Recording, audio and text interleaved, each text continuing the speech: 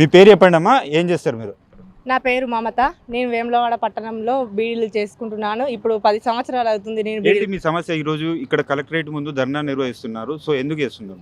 మేము 10 సంవత్సరాల నుండి బీడీలు చేస్తున్నాము. కొత్త పింఛన్లు ఇస్తా అని గత ప్రభుత్వము చెప్పింది, ఇప్పుడు ఉన్న ప్రభుత్వము చెప్పింది. కొత్త పింఛన్లు ఇవ్వలేదు. ఇస్తా అన్న పింఛన్లను కూడా ఎక్కువ ఇస్తా అని చెప్పింది, అయినా కూడా ఇవ్వలేదు. మాకు కొత్త పింఛన్లు అమలు చేయాలి.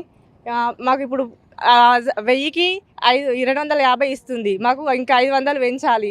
ఒక మధ్యతరగతి కుటుంబం బతకాలంటే కనీసం 10,000 15,000 లేకుండా ఏది బతకలేము ఈ సమాజంలో. అయితే ఇప్పుడు ఒక భర్త చేస్తేనే ఒక కుటుంబం గడవాలంటే నడవదు కదా. ఒక కుటుంబానికి కొంచెం ఆడవాళ్ళు కూడా సహాయం చేసి కొంచెం ఇంటిని నడిపిద్దామా అనుకుంటే ఈ బీడీల పైసలు కొంచెం కూడా మాకు పిఎఫ్ కానీ ఏదైనా కానీ మాకు రావట్లేదు. దానికోసమే మేము ధర్నా చేస్తాం. ఎలక్షన్లు అప్పుడు లీడర్స్, ఎమ్మెల్యేలు, ఎంపీలు అందరు వస్తారు కదా, అంటే మీరు ఎవరికి చెప్పలేదా మీకు సమస్యలు? మాకు డబ్బులు సరిపోవట్లేదు అని చెప్పినాం. చేస్తాము, మా ప్రభుత్వం వచ్చినాక చేస్తాము అని చెప్పారు.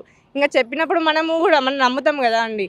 చెప్పినాము, అయినా కానీ మీకు ఇన్ని రోజులు అవుతుంది వాళ్ళు వచ్చి, ఈ ప్రభుత్వం వచ్చి, అయినా కానీ ఇప్పుడు చేస్తాం రేపు చేస్తామని అంటున్నారు కానీ ఇంతవరకు అమలు చేయలేదు. కొత్త పింఛన్లు ఇవ్వలేదు. ఇస్తా అన్న పింఛన్లు పెంచుతా అన్న పింఛన్లను కూడా పెంచలేదు. ఇప్పుడు ప్రభుత్వానికి ఏం చెప్పాలనుకుంటారు? కొత్త పింఛన్లు వెంటనే మాకు అమలు చేయాలి. మాకు ఇప్పుడు 2,000 ఇస్తా, అప్పుడు 2,000 ఇస్తారు, ఇప్పుడు 4,000 ఇస్తా అన్న పింఛన్ వెంటనే మాకు అమలు చేయాలి.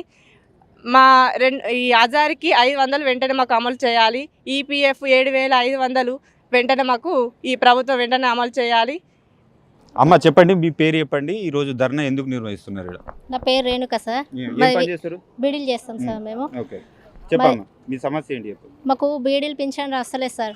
అయితే కొత్త పెన్షన్లు ఇస్తా అని చెప్పారు బీఆర్ఎస్ ప్రభుత్వము, వాళ్ళు ఇవ్వలేదు. కొత్త వచ్చిన కాంగ్రెస్ పార్టీ ఇస్తా అని చెప్పారు, వీళ్ళు కూడా ఇవ్వలేదు. 2,000 నుంచి 4,000 వరకు పెంచుతామన్నారు, అవి పెంచట్లేదు. అనవసరంగా ఫ్రీ బస్ ఏదో పెట్టేసి ఆడోళ్ళను లొల్లులా చేసుడు తప్ప ఈ పని చేసుకునే వాళ్ళకి ఏదో ఈ జీవన భృతి పెంచితే మాకు కూడా బాగుంటుంది కదా సార్. ఫ్రీ బస్ మంచిదే కదమ్మా, మరి మీకు ఫ్రీ బస్ అవసరం లేదు సార్. ఆ బస్ ఛార్జెస్ ఏదో తగ్గించి పెడితే బాగుంటుంది కానీ ఫ్రీ బస్ ఎందుకు సార్? ఆ ఫ్రీ బస్ వల్ల కూడా బాగా అనర్థాలు జరుగుతున్నాయి. అవసరం లేదు మాకు, అది గొడవలు బాగా అవుతున్నాయి. ఆ ఫ్రీ బస్ మాకు అవసరం లేదు. దానివల్ల ఆడోళ్ళకు రెస్పెక్ట్ కూడా ఉంటలేదు. ఫ్రీ బస్ వల్ల రోజు ఊరికి వస్తారు అట్లా ఇట్లా అన్నట్టుగా అంటారు. ఆ మాటలు వాడు కన్నా మేము చేసే పనికి ఏదో విలువ ఉంటే మాకు పైసలు పెంచితే మేము కూడా ఈ పని చేసుకుంటూ ఉంటాం కదా సార్. ఆ ఫ్రీ బస్ పెట్టుడు కన్నా ఛార్జెస్ తగ్గిస్తే బాగుంటుందని మేము అనుకుంటున్నాము. మళ్ళీ అలాగే ఈ 2,000 నుంచి 4,000 వరకు బీడీ పెన్షన్ పెంచి మాకు జీవన భృతి ఎక్కువ చేస్తే మేము కూడా ఈ పని చేసుకుంటూ ఏదో కొంత మా కుటుంబాన్ని పోషించుకోగలుగుతామని అనుకుంటున్నాం. నెలకు అంటే రోజుకు ఎంత సంపాదిస్తారు? ఒక నెల మొత్తం కష్టపడితే ఎంత వస్తాయమ్మా మీకు?